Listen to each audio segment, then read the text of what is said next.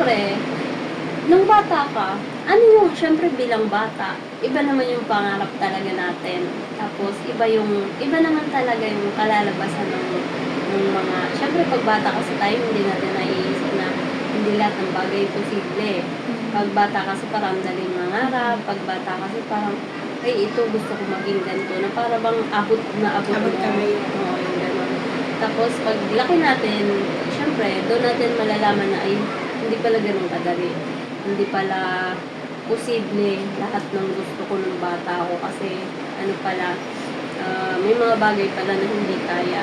May mga bagay pala na, alam mo yun, doon mo makikita yung limit mo bilang tao at yung limit ng kakayahan ng pamilya mo na tulungan ka. Ganun. So, nung bata ka, ano yung gusto mo bilang ikaw? Anong gusto mo nung bata ka na maging ikaw? Nung bata ako, gusto ko talaga maging nurse. Gusto ko talaga maging nurse. Kasi basta gusto ko lang maging nurse. Kasi parang, ano yun eh, yung ate ko kasi, yung pinsan ko sa tatay, ano kasi siya, yung computer science. So, nasa isip ko, science. Ganun kasi yung tumakbo sa isip ko, science. Tapos naisip ko. Tapos sabi nila, magna-nurse daw. So, computer science nga daw yung kanina. Sabi ko, gusto ko maging ano. Gusto ko rin tulad niya. Yung parang gano'n na, parang, kasi yung attention ni papa ko, Okay lang yun tayo.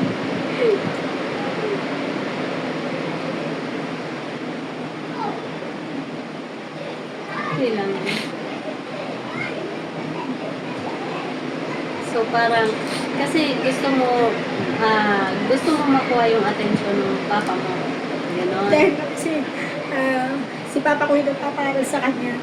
So, gusto ko rin na, ano, na ako rin, ganyan rin kami ng attention. Baka dahil yun yung gusto na, kaya dahil yun yung course niya, kasi yun yung gusto ni papa ko. Kasi, pinag-aaral siya ni papa ko. Kaya yung gusto kong, ano nun, kung maging katulad yan, maging nurse. Kaya gusto ko maging nurse.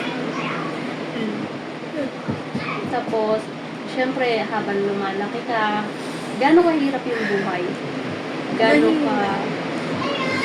Mahirap kasi dahil lumaki kami ng walang tatay, tapos broken family dahil si mama ko nagkaroon din kasi ng sariling pamilya, tapos si lola ko lang nag-aaruga sa amin, tapos si lola ko maasa lang din siya sa kapatid niya, si lola ko walang trabaho, tapos si mama ko hindi rin naman nag-iingat sa amin. So yung kapatid ng lola ko, dahil suportado ng kapatid niya siya, nadadamay kami bilang mga apo niya. Doon naging tumakbo yung buhay namin. Sa ganun. Tapos, mahirap, kaya hindi rin namin nakuha yun na mapag-aral, pumasok sa araw-araw kasi halos nagkaroon ng problema sa eskwelahan. Kasi nga dati, di ba, may bayad yung nag-aaral kahit na public. Oo. Naging way yun para maputol yung edukasyon sa akin. Kasi wala kami pambayad. Kasi pagkain na nga lang namin, sagot naman ng kapatid ng lola. O tapos, paano nagsimula? Paano ka napasok dun sa bagay na yun? I mean, ano nagtulak sa'yo? Nagtulak sa akin yung kahirapan namin na mas gusto ko na silang tulungan kaysa ipagpatuloy pa yung pag-aaral ko. Lalo na tumatanda na si lola ko. Tapos kami na lang si ate ko, ganun na yung buhay niya, ganyan na yung trabaho niya. Tapos, nag-asawa siya. Na siya na rin yung kung ano, inaasahan. Isa rin siya sa inaasahan namin. Kaso lang, nag-asawa siya. Siyempre, dahil hindi na rin siya yung nakapokus sa amin. Kaya nag-isip ko, magtrabaho na lang ako para hindi na ganun kahirap kasi sa pagkain lang, hirap na hirap kami. Hanggang sa, mayroon ako isang kaibigan na naging kasama ko siya sa pagsisales lady. Hinaya niya ako magtrabaho sa bar. Hanggang sa, yun, naging, sabi ko, mas okay kasi kumikita ako Una, painom-inom lang, kumikita ako. Hanggang sa nainganyo na ako kasi sila, yung pag-inom mo, konti lang yung magiging pera mo. Hanggang sa nainganyo na ako sa mga kasama ko kasi malaki na naging pera nila. Pero pare-parehas lang naman kami kumikita. Pero mas malaki yung sa kanila. Hanggang sa nainganyo na ako na magkaroon ng sexual na. Ganun. Hanggang sa, yun na, hanggang sa nakasanayan na mas malaki na yung hawak ng pera, na mas nagiging provided ko na yung pangangailangan ng lola ko, ng kapatid ko, ganun. Tapos, mas naging masaya ako kasi hindi lang isang kapatid ko, hindi lang isang lola ko yung nabigyan ko ng tulong nun eh. Kasi halos lahat ng kapatid ko, nabigyan ko ng tulong. Isa na rin yung si mama ko, napunta na sila ulit sa amin. Yung na sila tumira, tapos nangungutang si mama ko. Ako na rin yung nagbabayad nun. Ganun ka ano sa akin. Sabi ko, easy money nga kasi kung wala akong tawagin. Yung habang nagtatrabaho ka doon, habang gano'n, kunyari, yun yan, nagkakaroon ka ng customer, paano mo kinakaya? Ano yung tumatakbo sa isip mo nung mga panahon? Noong mga panahon na yun, na wala pa akong anak, wala pa yung anak ko na yun. Ang iniisip ko lang, na makapagbigay ako sa mga kapatid ko, ayoko na mahirapan sila, ayoko mahirapan si mama ko, si lola ko. Katulad ng nararanasan ko, ayoko mahirapan yung mga kapatid ko. Yun yung tumatakbo sa isip ko. Hanggang sa, ayun na, nung nagkaroon ako ng sarili kong anak, yun na yung nasa isip ko na kailangan, dahil tulad ko, wala na rin siyang tatay. Yun yung pumasok sa isip ko na ako lang kailangan ng anak ko, ako lang yung bubuhay sa kanya hanggang sa yun na. Yun dun ko kailangan tatagan kasi wala siyang ama eh, ako lang ang meron siya. Tapos, habang nagtatrabaho ka sa ganun, hindi ba pumasok sa isip mo minsan na parang napapagod ka na, parang ayaw mo na kasi yung nakakasama ka yung ganung pangyayari lagi, yung ganung sitwasyon. Dumating din ako sa point na gano'n, na napapagod na ako.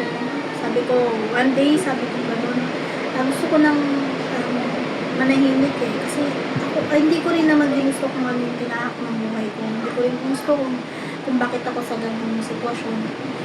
Ang gusto ko lang naman tulungan sila lola ko, tulungan yung mga kapatid ko na hindi matulog sa akin, na magutom, gano'n, hindi maabot yung mga pangarap nila. Dumating din sa punto na ang paraan ko na lang mag-asawa para matahimik na. Yung sa ano na yun, sa habang iniisip ko yun, parang ang ano nga eh, ang ano ng tadhana kasi dumami yung gustong magmahal sa akin, tapos inuwan nila ko, ganyan. Mga gusto ko silang makasama kasi lang, yun nga, napupunta sa wala, ko siya. Tapos, habang nagtatrabaho ka doon, hindi mo, ibig sabihin, syempre tayo bilang tao, minsan iniisip natin yung sinasabi ng mga tao sa paligid natin, yung mga naririnig natin, gano'n. Hindi mo, ano mararamdaman mo kapag may naririnig kang gano'n? Masakit talaga, nakakahiya. Nakakahiya talaga siya as in. Lalo na kapag yung nakakasalamuha kami, syempre kami, kasi lalo na dito na ano kami noon, may weekly kami check-up. Yung pap smear, na-smear kami kasi sa center noon. O syempre, pag may nakakarinig sa amin, nasa kami nagtatrabaho, saan kami, pero tingin sa amin, mababa naman talaga. Pero, alam mo, nakakahiya. Nakakahiya talaga. Tapos, paano mo pinakaya? I mean, dinidedma mo na lang ba? Hindi mo na lang pinapansin? Oo, kasi isip ko, hindi mapapakain ng anak ko yun eh. Hindi mapapakain ng anak ko. Kung yung mga salita nila, hindi mapapakain ng anak ko yun. Kaya lahat tinitiis ko kahit na masakit. Kaya sabi ko, lilipas din kong panahon na to eh. Lilipas din naman yung maayos din yung buhay ko.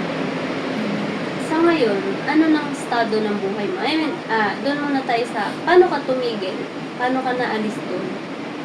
Meron ako nag-iisang karelasyon. Ngayon, karelasyon ko ngayon.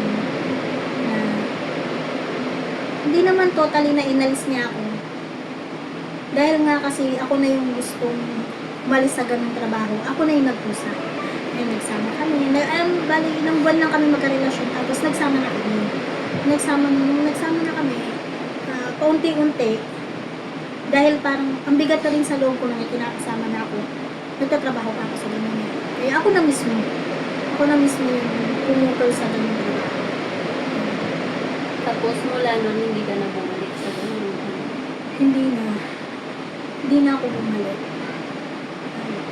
Kasi inisip ko lalo na nagkaroon ako ng trabaho, nakapagtrabaho ako ng matino. Nakapagtrabaho ako ng matino. Inisip ko na pwede pala akong kumita kahit na hindi ganun yung trabaho. Oh. Tapos, ngayon, kumusta naman yung takbo ng buhay mo? Okay naman, yung buhay-buhay. Meron 3 akong anak. Papa. Ngayon, okay naman yung buhay namin. Kumakain kami sa tamang pagkain. Nag-aaral din sila. Kasi maayos naman. Kung ikukumpara ko siya sa buhay ko, mas okay siya. Mas okay siya sa yung mga anak ko. Mas okay yung buhay nila sa naranasan kong buhay nila. Sa mga kabataan, sa mga younger generation, ano yung maipapayo mo kaya na para, alam mo yun, para iwasan nila yung mga naging pagkakamali mo? Siguro, masasabi ko sa kanila, wag muna nila unahin o isipin na makatulong.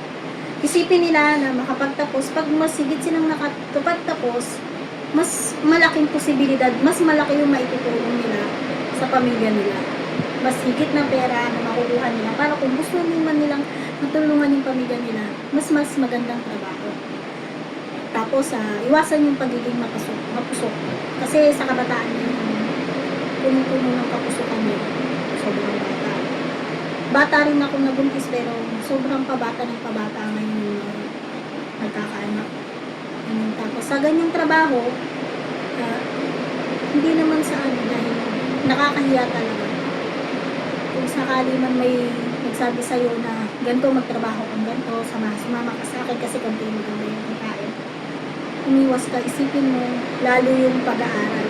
Dahil napakahalaga ng pag-aaral. Tapos sa mga magulang naman, syempre naranasan mo yun sa magulang mo. Sa mga magulang, ano yung masasabi mo? Sa mga magulang, siguro kayanin nyo na itaguyod nyo yung mga anak nyo hanggang sa makayanan nyo.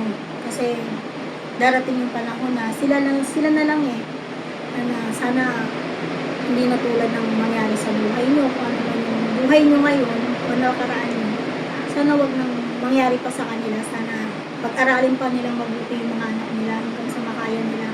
Dapat kayanin nila, hindi lang kayanin. Dapat sobrang kayanin nila yung pag-aaral para mapagtapos yung mga anak nila. Yun lang. Maraming salamat.